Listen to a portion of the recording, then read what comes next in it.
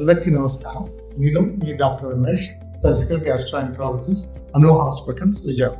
ఈరోజు నేను మీకు ఒక ఇంపార్టెంట్ టాపిక్ గురించి డిస్కస్ అయిపోతున్నా. How to reduce your belly fat, అంటే పొట్ట చుట్టూ ఉన్న ఫ్యాట్ ని ఏ విధంగా తగ్గించుకోవాలి. మీకు అందరికీ తెలిసింది, పొట్ట చుట్టూ ఉన్న ఫ్యాట్ అనేది ప్రధానమైన సూత్రుడు. ఈ పొట్ట చుట్టూ ఉన్న ఫ్యాట్ మూలంగా ఎన్నో జబ్బులు అనేది రావడం జరుగుతుంది. ఈ రోజు అధికంగా షుగర్ ఉండటం కానీ, లేదా బీపీలు రావటం కానీ, కొలెస్ట్రాల్ సమస్యలు కానీ, హార్ట్ అటాక్స్ కానీ, బ్రెయిన్ స్ట్రోక్స్ కానీ, కొన్ని క్యాన్సర్స్ కానీ ఈ పొట్ట చుట్టూ ఉన్న ఫ్యాట్ తో అసోసియేట్ అయ్యింది. కాబట్టి ఈ పొట్ట చుట్టూ ఉన్న ఫ్యాట్ అంటే విజరల్ ఫ్యాట్ అనేది చాలా డేంజరస్. అసలు ఈ ఫ్యాట్ ని ఏ విధంగా రెడ్యూస్ చేసుకోవాలి? చాలా మంది మన ఇండియన్స్ చూస్తే చూడటానికి సన్నగా ఉంటారు, కానీ బెల్లి మాత్రం ఎక్కువగా. ఈ బెల్లి మూలంగానే మనకు అనేకమైన డిసీజెస్ అనేది వస్తుంది. చాలా మంది ఎన్నో ఎక్సర్సైజెస్ చేస్తున్నా కూడా ఈ బెల్లీ ఫ్యాట్ అనేది తగ్గించుకోవడం చాలా కష్టంగా ఉంటుంది. So there are certain tips. అంటే ఈ బెల్లీ ఫ్యాట్ అని తగ్గించుకోవడానికి మనం కొన్ని రకాల ఎక్సర్సైజెస్ కానీ, డైట్ కానీ ఫాలో అయితే ఖచ్చితంగా ఈ బెల్లీ ఫ్యాట్ ను తగ్గించుకోవడానికి అవకాశం ఉంది. దాని ద్వారా ఈ జబ్బుల నుంచి మనం బయటపడడానికి కూడా అంతే అవకాశం. ఫస్ట్ థింగ్, మన body is a very smart system. ఈ బాడీ మన బాడీలో ఉన్న హెల్త్ సిస్టమ్ ని బ్యాలెన్స్ చేసుకోవడం ఎలాగా అని చాలా ట్రై చేస్తాం. ఆ ట్రై చేసే క్రమం ఎప్పుడైతే మితిమీరిపోతుందో అప్పుడే మనకు జబ్బులు అనేవి కారణం. ఇందులో భాగంగానే మన ఎనర్జీ యూటిలైజేషన్ ఎలా ఉంటుందంటే, మనం తీసుకునే ఆహారంలో ఉన్న కార్బోహైడ్రేట్ అనేది ఫస్ట్ ఎనర్జీగా ఉపయోగపడాలి. దాని తర్వాత గ్లైకోజన్ అని లివర్ లో కానీ, మజిల్ లో కానీ స్టోర్ అయిన గ్లూకోజ్ మళ్ళీ ఎనర్జీగా ఉపయోగపడుతుంది. అంటే మన రక్తంలో ఉన్న గ్లూకోజ్ పరిమితి దాటినప్పుడు గ్లైకోజ్ అనేది ఉపయోగపడుతుంది. దాని తర్వాత డైటరీ ఫ్యాట్ అనేది ఎనర్జీగా ఉపయోగపడుతుంది. చివరిగా మాత్రమే మన యొక్క బాడీ ఫ్యాట్ అనేది ఎనర్జీగా ఉపయోగపడటం అనేది జరుగుతుంది. అంటే సింపుల్ గా మీరు అర్థం చేసుకోవాల్సింది ఏంటంటే, మనం ఎప్పుడైతే మితిమీరి మనము గ్లూకోజ్ను సప్లై చేస్తుంటామో, బాడీకి శక్తిని మనం ఇస్తూ ఉంటామో, ఈ ఫ్యాట్ అనేది ఎప్పటికీ కాదు. ఎందుకంటే చివరిగా ఉన్న బాడీ ఫ్యాట్ మాత్రమే ఎనర్జీగా ఉపయోగపడుతుంది. సో ఆ లెవెల్ మనకు బాడీని ఏ విధంగా తీసుకెళ్ళాలి అన్నది మనం ప్రధానమైన విషయమే. ఇందులో డైటరీ కార్బ్స్ ఫస్ట్ ఎనర్జీగా ఉపయోగించుకుంటుంది కాబట్టి కార్బోహైడ్రేట్ కంటెంట్ అనేది మనం తగ్గించుకోవాలి. కార్బోహైడ్రేట్ కంటెంట్ అంటే ఎక్కడెక్కడ ఉన్నాయి? మనం ఫస్ట్ తీసుకునే షుగర్స్ ని కట్ ఇట్ ఆఫ్, కంప్లీట్ గా కట్ ద షుగర్స్. మీరు అడిషనల్ గా ఏ షుగర్ తీసుకున్నా అది మీకు హై ఎనర్జీ ఇస్తుంది, ఫ్యాట్ అనేది అధికంగా అక్యుములేట్. కాబట్టి ఆల్ టైప్స్ ఆఫ్ షుగర్స్ అనేది మనము కట్ చేయాలి. ద స్వీట్ థింగ్స్, మన కాఫీ, టీలో వేసుకునే షుగర్స్ కావచ్చు, తీసుకునే స్వీట్స్ కావచ్చు, ఇటువంటి వాటిని ఖచ్చితంగా కట్ చేయడం అనేది జరగాలి. Second, cool drinks and fruit juices ఖచ్చితంగా. ఈచ్ కూల్ డ్రింక్ లో దాదాపు 14 నుంచి 19 స్పూన్ల షుగర్ ఉంటుంది అంటే చాలా ఆశ్చర్యంగా ఉంది. చాలా హైలీ కాన్సన్ట్రేటెడ్ షుగర్ అనేది ఈ కూల్ డ్రింక్స్ లో ఉండటం అనేది జరిగింది. అలాగే fruit juices are filled with fructose. ఈ ఫ్రక్టోజ్ అనేది డైరెక్ట్ గా కేవలం లివర్ మాత్రమే మెటబలైజ్ చేయాలి. సో ఈ లివర్ లో ఈ ఫ్రక్టోజ్ అనేది కొవ్వుగా తయారవుతుంది.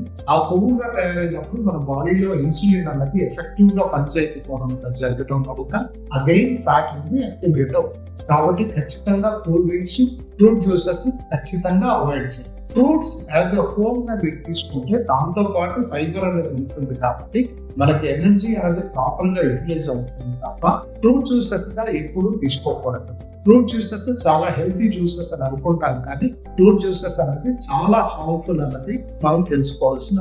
సెకండ్, కార్బోహైడ్రేట్ కంటెంట్ ని తగ్గించుకోవాలి. కార్బోహైడ్రేట్ కంటెంట్ ఎంత తగ్గించుకోవాలి అంటే per day 40 to 50 net carbs మాత్రమే తీసుకోవాలి. సో 40 to 50 గ్రామ్స్ యొక్క నెట్ కార్బ్స్ అంటే ఏంటంటే, ఎప్పుడైనా కానీ ఒక ఆహార పదార్థం తీసుకున్నప్పుడు దాంట్లో పీచు పదార్థం కూడా ఉంటుంది. సో టోటల్ కార్బోహైడ్రేట్ 100 గ్రామ్స్ ఉంటే పీచు పదార్థం ఒక 7 గ్రామ్స్ 10 గ్రామ్స్ ఉంటే ఆ పీచు పదార్థాన్ని మనము డిలీట్ చేసినప్పుడు మనకు వచ్చేదే net carbs. 40 to 50 grams net carbs అనేది తీసుకోవడం అనేది చాలా ఇంపార్టెంట్. కొంతమంది కార్బోహైడ్రేట్ కి విపరీతంగా అడిక్ట్ అయి ఉంటారు కాబట్టి ఇనిషియల్ స్టేజెస్ లో అప్ టు 100 గ్రామ్స్ వరకు అలో చేయొచ్చు, కానీ గ్రాడ్యువల్ గా that should come to 40 to 50 grams of the net carbs. ఈ కార్బ్స్ అనేవి ఎక్కడ ఉన్నాయి? అందరూ మనం కార్బ్స్ గురించే మాట్లాడుతున్నాం అని అనుకుంటే, మనం మార్నింగ్ టు ఈవినింగ్ తీసుకునే ఆహారంలో 70 నుంచి 80% కార్బోహైడ్రేట్ మాత్రమే తీసుకుంటాం. ఉదయం లేవగానే మనం తీసుకునే బ్రేక్ఫాస్ట్ అంతా కార్బోహైడ్రేట్ తీస్తాం. Like idli 12 grams of carbohydrate, ఒక్కొక్క దోశ 18 grams ఆఫ్ కార్బోహైడ్రేట్, ఒక ఉప్మా 100 grams తీసుకుంటే అందులో దాదాపు 32 grams ఆఫ్ కార్బోహైడ్రేట్ అనేది. సో ఈ విధంగా అన్ని రకాలుగా మీకు రైస్ కావచ్చు, ఫ్లోర్స్ అంటే పిండి పదార్థాలు ఏమైనా చపాతీ కావచ్చు, లేకపోతే ఏ పిండి పదార్థాలతో చేసిన పదార్థాలన్నీ కార్బోహైడ్రేట్. దట్టు ఇవన్నీ సింపుల్ కార్బోహైడ్రేట్స్ అంటే రిఫైన్డ్ కార్బోహైడ్రేట్స్ కింద మనం కన్సిడర్ చేస్తాం. ఇవి తీసుకున్న వెంటనే మన బాడీలో గ్లూకోజ్ స్పైక్ అనేది అమితంగా రేజ్ అవుతుంది. దాన్ని కంట్రోల్ చేయడానికి ఇన్సులిన్ కూడా అంతే మోతాదులో రేజ్. కావాల్సిన ఎనర్జీ నుంచి మన గ్లూకోజ్ ఉన్నప్పుడు అది ఫ్యాట్ గా టర్న్ అయిపోయి ముఖ్యంగా లివర్ లోను, ఎక్టోపిక్ ఫ్యాట్ అంటే మజిల్లోను మన పేగుల చుట్టూ చేరడం జరుగుతుంది. కాబట్టి కార్బోహైడ్రేట్ కట్ చేయడం అనేది ద మెయిన్ రూల్. ఇందులో నెక్స్ట్ మనం ప్రోటీన్ ఎంత శాతం వరకు తీసుకోవాలి. ప్రోటీన్ అనేది వెరీ గుడ్ ఫుడ్. ప్రోటీన్ అనేది మనం అధికంగా తీసుకోవాలి. కార్బోహైడ్రేట్ తో పోలిస్తే ప్రోటీన్ ని అధికంగా తీసుకోవడం అవసరం. అలాగని పూర్తిగా ప్రోటీన్ తో నింపేస్తే ప్రోటీన్ మోతాదు మించి కూడా గ్లూకోజ్ గా కన్వర్ట్ అవుతుంది. కాబట్టి మనం తీసుకునే ఆహారంలో 20% వరకు ప్రోటీన్స్ అనేది ఒకటి మింపాలి. ప్రోటీన్స్ ఇటు నాన్ వెజిటేరియన్ రూపంలో కావచ్చు, ప్రోటీన్ రిచ్ ఉన్న వెజిటబుల్స్ రూపంలో కానీ మనం తీసుకోవాలి.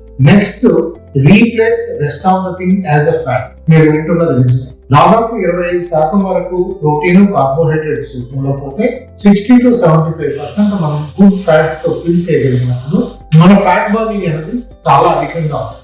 కాబట్టి గుడ్ ఫ్యాట్స్ ని మనము ఎక్కువగా తీసుకోవడం చాలా అవసరం.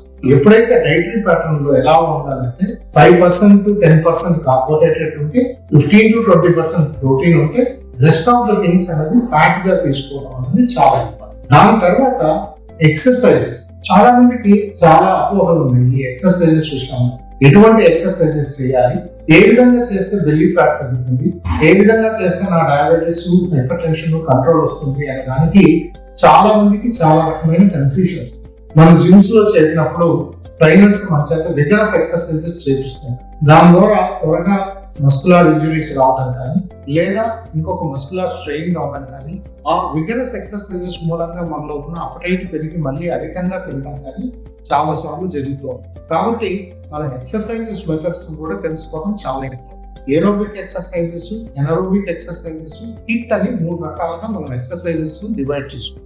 ఏరోబిక్ ఎక్సర్సైజెస్ అంటే మనం ఎక్సర్సైజెస్ చేస్తున్నంతసేపు మనం కంఫర్టబుల్ గా బ్రీత్ చేయగలుగుతాం.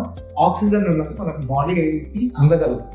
ఎప్పుడైతే ఈ ఏరోబిక్ ఎక్సర్సైజెస్ చేస్తామో ఇక్కడ గ్రోత్ హార్మోన్ అన్నది పెరుగుతుంది, ఇన్సులిన్ లెవెల్స్ అనేది తగ్గిపోతాయి, అలాగే కార్టిజాల్ లెవెల్స్ అంటే స్టెరాయిడ్ హార్మోన్స్ అనేది ఉత్పత్తి అవుతాయి. దాని మూలంగా ఏమవుతుందంటే మన ఫ్యాట్స్ అనేవి బాగా అవటం అనేది జరుగుతుంది. రెండోది ఎనరోబిక్ ఎక్సర్సైజ్ అంటే ఆ ఎక్సర్సైజ్ చేస్తున్నప్పుడు కానీ, గేమ్స్ ఆడుతున్నప్పుడు కానీ గ్యాస్పింగ్ లాగా అంటే బ్రీతింగ్ కి చాలా కష్టపడుతూ ఎక్సర్సైజెస్ చేస్తున్నాం. అప్పుడు ఆక్సిజన్ సరిపడా బాడీకి అందక లోపల స్ట్రెస్ అనేది విపరీతంగా క్రియేట్ అవుతుంది. అవి మనకు స్టెరాయిడ్ హార్మోన్స్ అనేది అధికంగా ఉత్పత్తి అవుతుంది. దాని మూలంగా ఏమవుతుందంటే వెయిట్ లాస్ అనేది రాదు. బాడీ అనేది అధికంగా టైర్డ్ అయిపోవడం వల్ల ఇంకా ఎక్కువగా ఆకలి అనేది పుట్టి ఎక్కువగా తినటం అనేది మొదలైంది. సో ఇంకా మూడోది హిట్ అనేది హై ఇంటెన్సిటీ ఇంటర్వల్ ఎక్సర్సైజ్. ఈ హై ఇంటెన్సిటీ ఎక్సర్సైజెస్ మీకు గ్యాప్స్ తో చేస్తాం. అంటే ఒక 30 seconds నుంచి 1 minute హై ఇంటెన్సిటీ ఎక్సర్సైజ్ చేసి మళ్ళీ ఒక 1 minute గ్యాప్ తీసుకొని మళ్ళీ 30 minutes నుంచి 1 minute ఎక్సర్సైజ్ చేసుకుంటూ మళ్ళీ గ్యాప్ తీసుకుంటాం.